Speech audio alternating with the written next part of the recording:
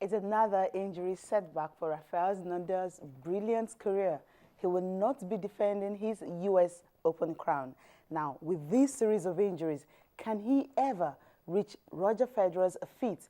He has won 14 already, but 17, guess that's definitely going to be a tough one for him. Hello and welcome to Sports This Morning. I'm Cecilia Omogbe. First, the headlines. But the Nigeria Football Federation President Maigari is back in the glass house, and he wants the electoral committee to extend the deadline for collection of forms into the various positions in the football house. Also on the program, well, what a way to make a debut for Diego Costa. It will be a Monday night football for him to remember. He needed just 17 minutes to do the job he was paid £32 million for. Well, definitely not like Fernando Torres. And in the NBA, Clippers' new chief executive, Steve Ballmer, wants the club to remain in Los Angeles in LA, but he's not ruling out a possible change of name for the Clippers. Well, Chinasia Iboyen will be joining me for these and more. But first, let's see how Chelsea welcome back Burnley to the Premiership. A reception orchestrated by one man, Cesc Fabregas. It was a brilliant performance for him on the night. There's no offside here, and real possibilities for Arfield. Goal for Burnley! Brilliant start for the Clarets.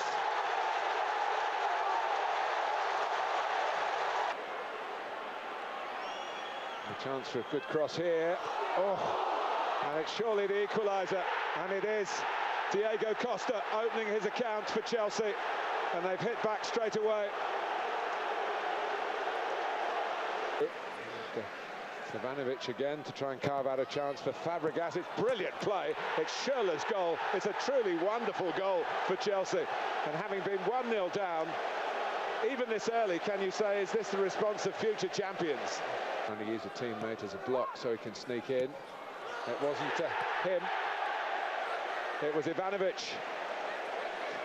And it is falling apart for Burnley. Chelsea reinforcing their position.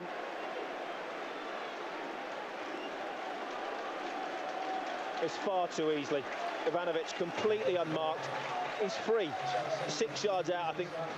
Is it Ben Mee gets caught, looking at the ball watching a little bit, takes his eye off the man. Well, you saw, of course, Cesc Fabregas and Diego Costa making his debut. Now, the big question is, can he continue with that form? Remember how long it actually took Fernando Torres to score for Chelsea? Well, definitely the money is not the same. It's different. But for Diego Costa, coming from Spain and having a fantastic debut, you will say is a huge one for him. You can talk to us on our different social mechanisms, Facebook and Twitter, and tell us if you think Diego Costa will be a success, because so many people have said that a proven striker, once they get to Stamford Bridge, is difficult for them to score. Well, Diego Costa, of course, has proved that wrong. But will he continue in this form in this season? That will be, you have so many games to talk about this. You have 37 more games to see if he's going to make that particular change that Jose Mourinho needs for his club this season. Well, I have a guest in the house, Chinasia Iboyen. Chinasia, welcome to the program. Thank you very much, Cecilia. How are you doing? I'm good, thank you. Yeah, we saw Diego Costa last night, and a good one for him. Fantastic. Apparently getting the goal 70 minutes into his debut. You know, I think he'll thrive at Chelsea. I think so because he's caught in the mood of DJ Drogba. You know, he's big, he's strong, he's a menace to defenders, he causes nuisance. It's not all about the silky skills, you know, something that the likes of Fernando Torres had, Mattia Kezman, Hernan Crespo, you know, they had that silkiness, and they didn't really have that grit. You know, but Diego Costa is all power, all action, and everything. So I think he will thrive at Chelsea. And we saw, I was impressed, or surprised rather, that Drogba came into the game. Let me cut it short here. I think we'll talk about Premiership much later in the second part of the program. But let's start from what is happening in the glasshouse. Maigari, of course, finally returning. You know, on Friday, we heard the minister talking about the fact that he's returning. Of course, NFF sent a rejoinder. He's not returning, and so many hula baloo. But right now, he's in the glasshouse, taking his former position, still the president of Nigerian Football Federation. But something he said yesterday when he met with the media was the fact that he wants the electoral committee to actually extend collection of forms so that some Nigerians were actually disenfranchised from it and all that, no collection of forms and everything. People complained about where people had to collect it from, not attaching just the receipt and all that. So extending it, do you think is a good idea? Because they want the election to still hold in Abuja on August 26th. Yeah, I think it's a brilliant idea, and I'm happy you're talking about the NFF today, because apparently I'm talking about them. I think it's a better news today. It's better. Maigari, man must have 9 lives, Alstead brought in, but apparently, I like what he's doing now, extending the deadline, because there are some flimsy excuses were given, initially for some people that were disqualified, yes. And, the likes of Ojus Okalu, Shego Degbami, they all want to be part of it. Ojus Okalu said he won't be part of it, except, everything is made right. So I think Maigari might just be towing that line, trying to make it a very conducive environment, and making sure, open to everyone, because the flimsy excuse about receipts not being attached to the form. How did they get it in the first place? And even someone that was still serving a ban, collecting the form and everything. So I think Maigari would have sat down, he would have really taken everything into cognizance, the whole thing that happened. He was watching the whole process. Yeah, watching, and so I think he would have decided that this would be the best way forward, and I agree with him in this one. Let them do it like that. Let them extend it. Let genuine people that really want to contest for this positions apparently get. Do you think he will return?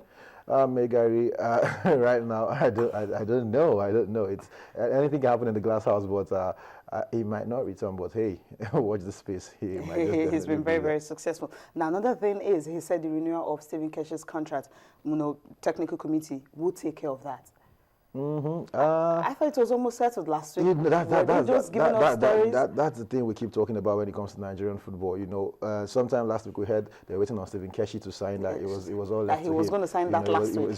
And this now is another week. It's coming, and a different thing. We're hearing a different story. I just think we are handling the issue of Keshi's resigning with the national team wrongly, because, like I said, serious countries have they are already sealed theirs a long time ago. We have a match coming up on the 6th of September, and it's definitely it won't be Rwanda anymore. It's definitely going to be Congo. That's our first game, and maybe because they felt we played Rwanda before, of course, they're definitely not a big threat. But looking at the Congolese, I don't know.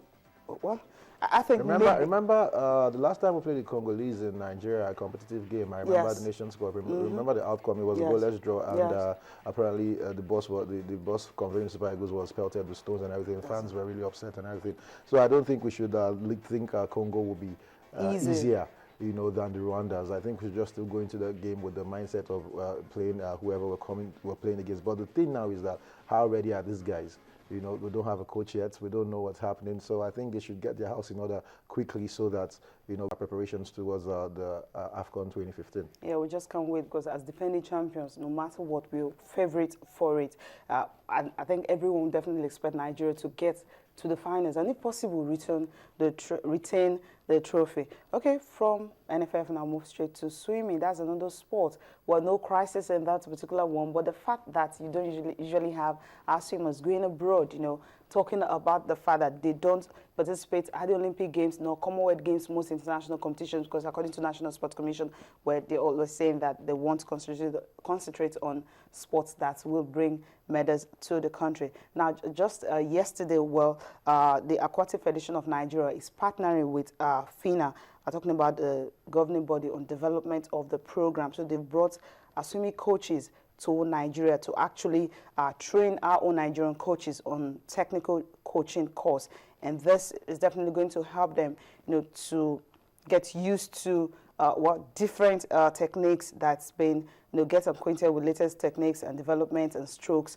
on the sport, which is really a huge one. But interestingly, the coaches that are actually coming outside Nigeria, and one coach, James Richard, who came from Leeds in England, said, well, he actually defied the threats of Ebola and, of course, Boko Haram to actually come, because that's the story you hear about Nigeria internationally these days. Yeah, it's sad, of course. Anybody listening to the media outside, you think or these things are happening everywhere in Nigeria, forgetting how big the country is. But a good one for their swimming federation. You know, there's a lot of talent in Nigeria. Yes. I watched the National Sports Festival last year. You know, I saw amazing swimming talents, and I know personally some kids. You know, that actually can. There was a girl I knew. She was like 5. Then she could compete with 12, 13, 14-year-olds. You know, so I think it's a good one because if these coaches come in and actually train our coaches and teach them like you said, the new strokes and the basic things, you know, technical detail when it comes to swimming and everything, I think we might be able to, you know, produce something. Scientifically, you know. You saw his quote on the screen where he said, "You can see that again." Noe actually said he defied so many things just to come. He said ahead of the outbreak of Ebola and lots of stories about bombs exploding on a daily basis for being here now, everywhere seems so safe. So that's Nigeria for you. That's the other side of Nigeria we want to see, not the Nigeria of what? Boko Haram and, of course, Ebola. Well, I think it's actually another aspect whereby you're having the Aquatic Federation of Nigeria really wants to send a message or a signal to National Sports Commission to still look at the sport again and see how they can compete, because for them to go, the extra mile, get FINA to actually send international coaches, especially this period, of crisis and all that, come down to Nigeria, teach the coaches, the basic things. I think is a huge one. Yeah, it's a big message, clearly, like you said, to the, to the sports minister, especially because remember, these ministers, when they come, they always tell us that they're not ministers of football, they are sports ministers. So I definitely think he's watching this development. I think he should be watching this and he should spread the love around other, other federations. And consider just returning some sport back to international level. Okay, we'll go for a break now. A Champions League, of course, talking about that much later. Arsenal, well, it was a good one for them, winning at the Emirates on Saturday. Well, that actually set the pace for them. They'll be playing in Champions League tonight against Besiktas. But let's just see how they won that game. It was really, really, well, a difficult one for them. But at the end of the day, when Aaron Ramsey was the man who gave them the victory. And he's beaten that. Breda Hangeland. What a start for Crystal Palace. Free kick in towards Koscielny. 1-1. He might have been at fault for the goal at one end, but he's made up for it with the equalising goal in first half stoppage time. Arteta now to Oxlade-Chamberlain. Still 6 targets for him inside that penalty area. Koscielny keeps it alive.